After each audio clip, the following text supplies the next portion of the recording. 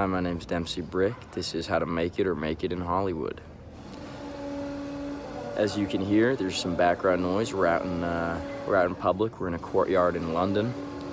I don't have a real plan as to what I'm going to speak on yet, but I think this is all emblematic of what the podcast is going to be like. It's informed by life.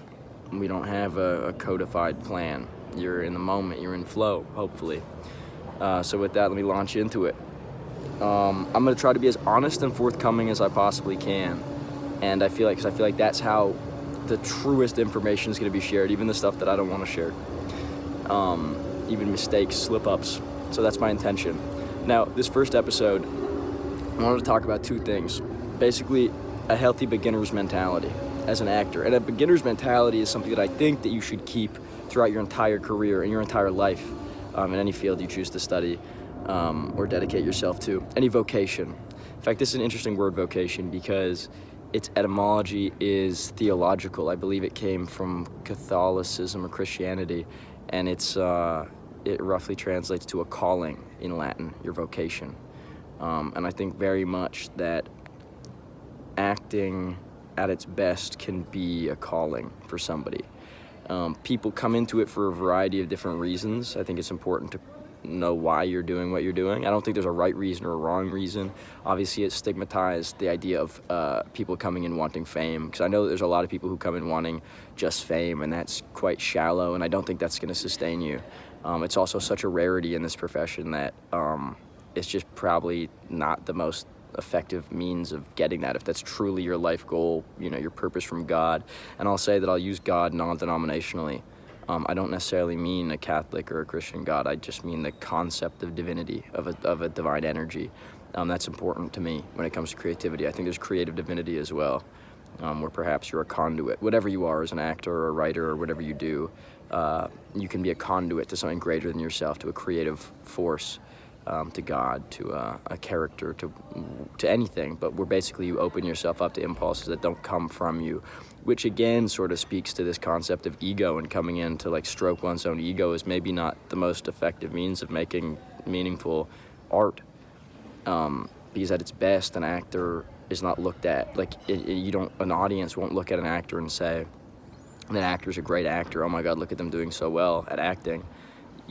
Ideally, someone's going to look at the film or the play, the TV show, and say, oh, that's that character, that's Ted, that's Bob, trying to win back his son's affection or his father's affection or whatever.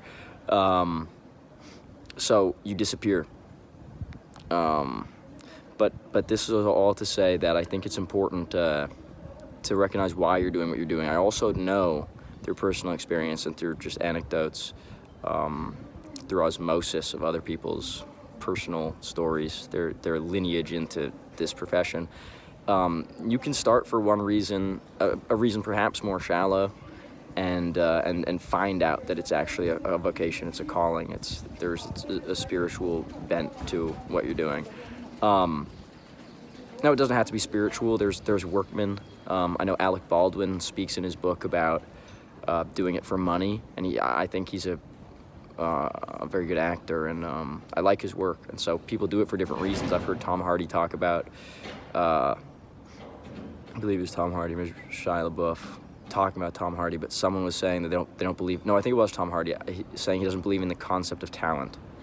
I don't know, maybe it was Shia. Irrelevant. Shia would have been talking about the time period he was working with Tom anyway. But the concept that talent is irrelevant. Basically, you're a craftsman, you're a worksman, you go and you do your job.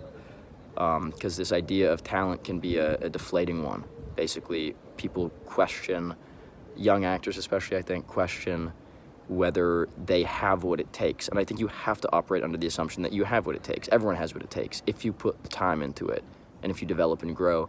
And that's the interesting thing, and the beautiful thing about acting is that you're your own instrument. So while you may be a conduit to some force, you're still your own instrument, and so you have to develop. If you want to develop as an artist, as an actor, you have to develop individually, as a human, personally, intellectually, emotionally, spiritually, and you get to know yourself through the trials and tribulations that every actor goes through. For example, the concept of rejection, being turned down from a putting yourself out there and being turned down once you go to an audition, you kind of immediately have to reframe it and be like, they're not rejecting me, I wasn't right for this role. And that's a very helpful thing to do in life, this concept that a rejection, for example, that has parallels in the romantic world, in that arena, where basically I think it's healthier to think of relationships not as I'm good enough to win this person's affection or keep this person's love, but instead do we work together well?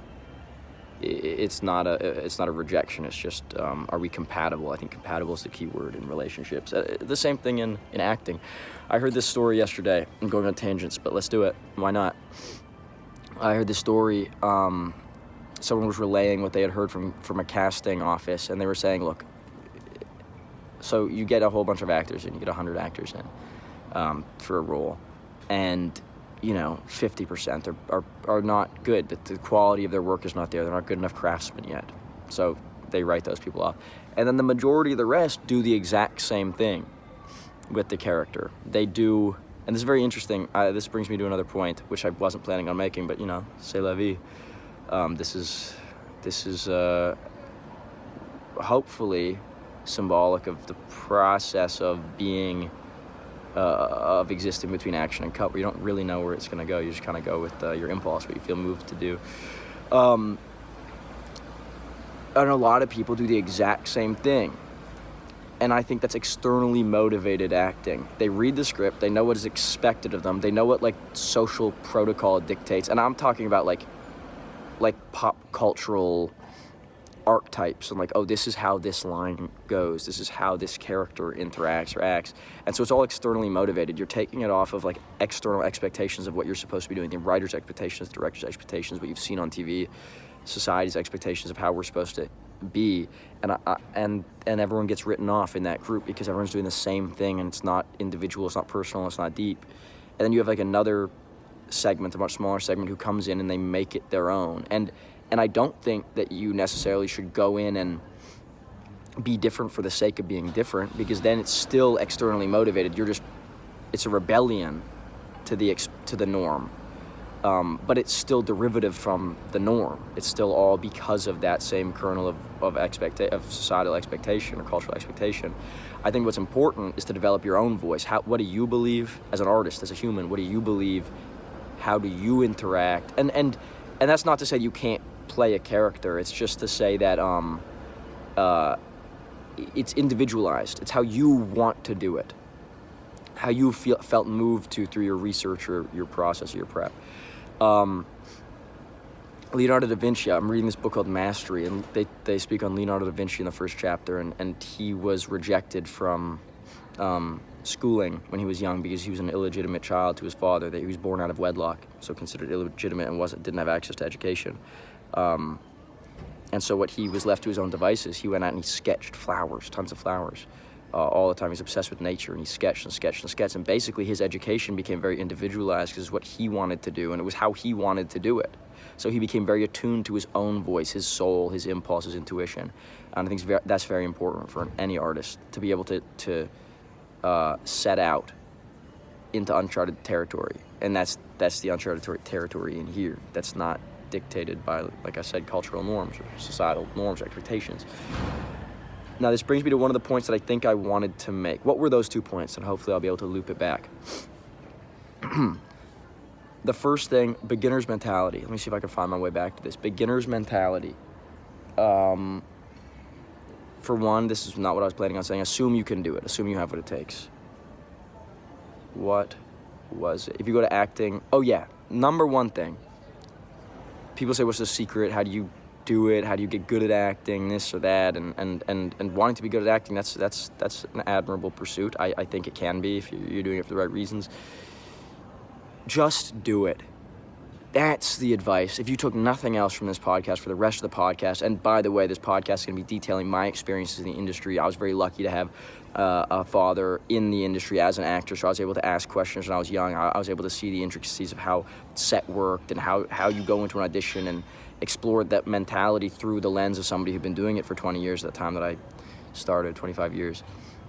Not everyone has that advantage, and I want to share my experience, the experience of my friends, with you guys, people who might aspire to be an actor or an artist and who have no idea potentially what the landscape of the industry looks like. So I want to share, I want to give back. Acting classes can be great, they cannot be great. It depends on the teacher, it depends on your relationship with the teacher, which will bring me to my second point.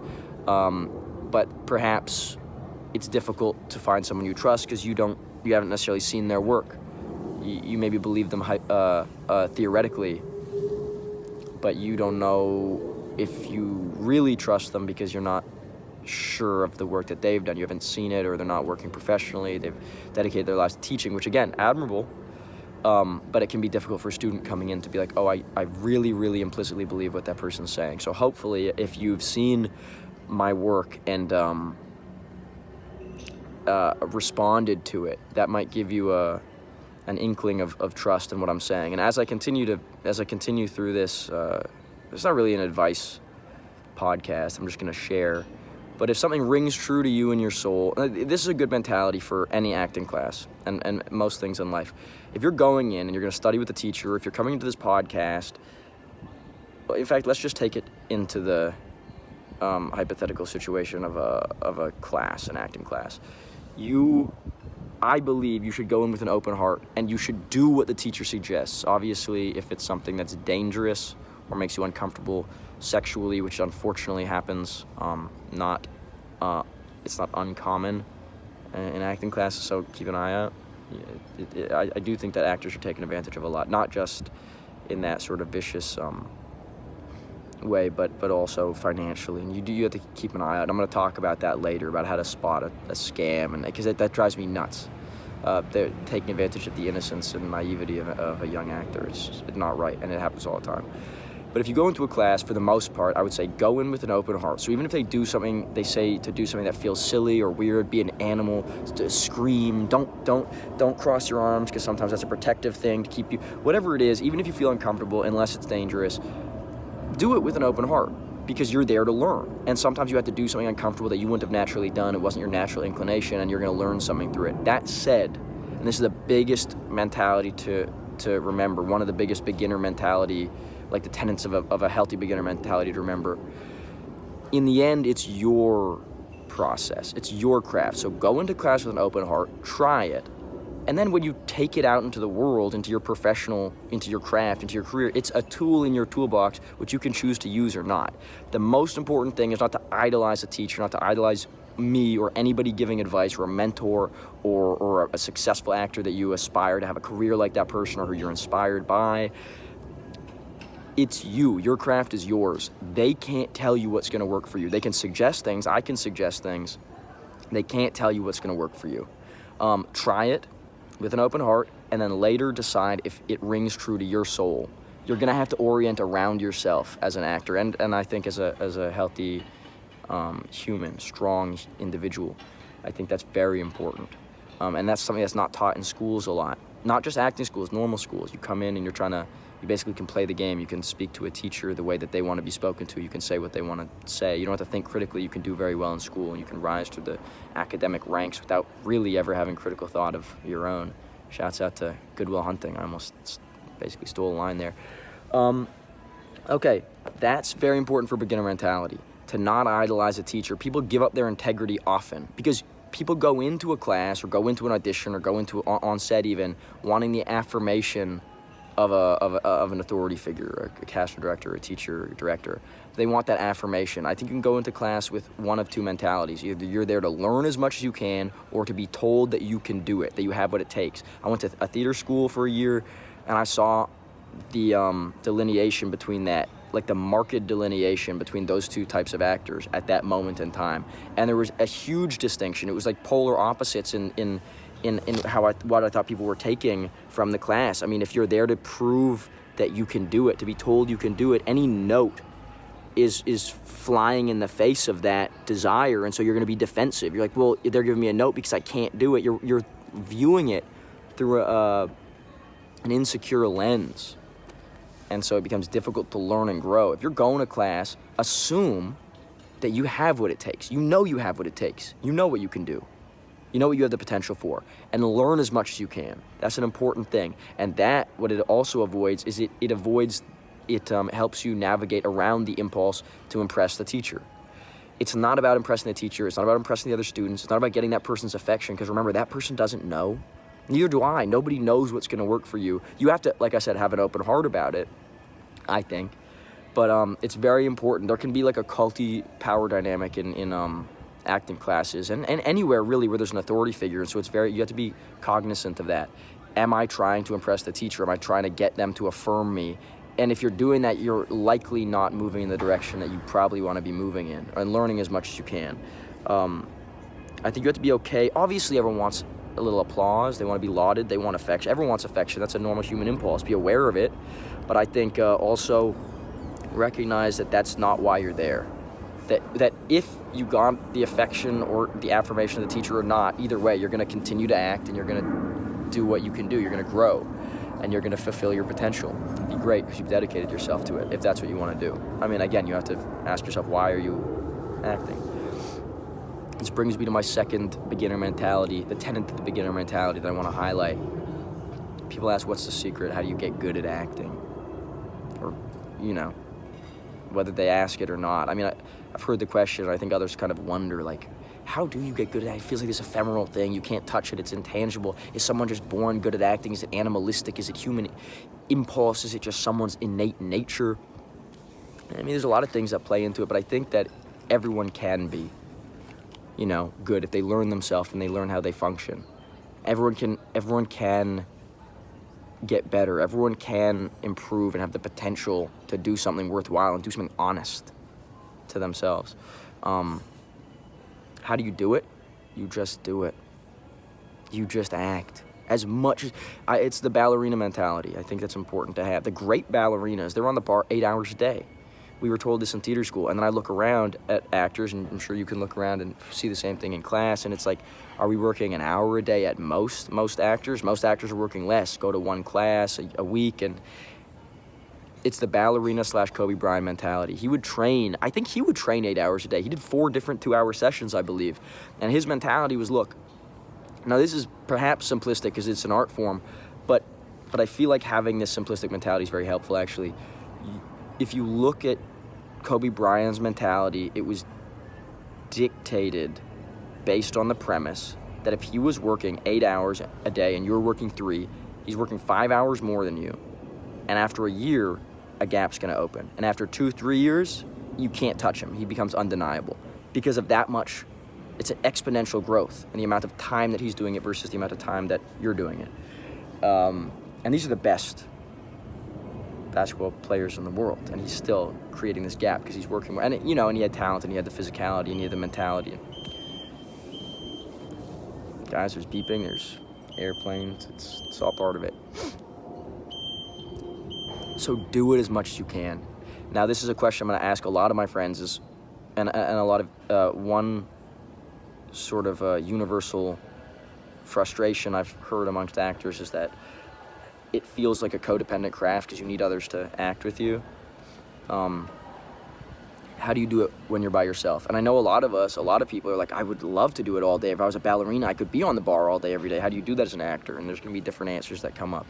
Look, you can take classes. You can write your own short films and shoot them on your iPhone. Super important. You can write monologues and shoot those monologues. You can get monologues from online and shoot those. I just think the act of doing it is so key. It's so cardinal to growth. It's like the foremost factor in growth, I think. You just look at it like time. Think about it like this. Quantity, not quality. Don't worry about the quality of it at this moment. This is the micro. You don't think in the micro in terms of the quality in this micro moment, this individual moment.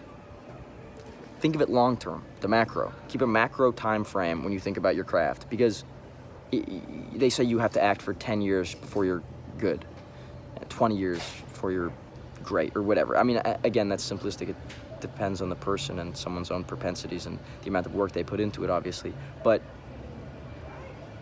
look at it like quantity over quality. Don't worry about the quality of your work. Worry about the amount that you're doing it, and trust that in time you're going to grow. One little mentality around auditions that I found helpful and I'll share is you're basically at whatever level you're at, how far down the path you've taken it artistically. And with an audition, you could be like 1 or 2 degrees better 1 or 2% better, 1 or 2% worse, but it exists within this small range. So it kind of takes the pressure off. You're kind of gonna do how well you're gonna do based on where you are in your career. You're gonna do better in a year. If you're on an on day, you'll do 1-2% better. If you're on an off day, you'll do 1-2% worse. Now, here's another most important thing when approaching work, I find: memorize. It's insane. I feel like one of the greatest issues that people have is they just don't know the lines well enough across the board, until it's like very professional and great actors, and then they know the lines very, very well. Just know the lines way better than you think you do. I find writing it out loud can be helpful, but just know the lines.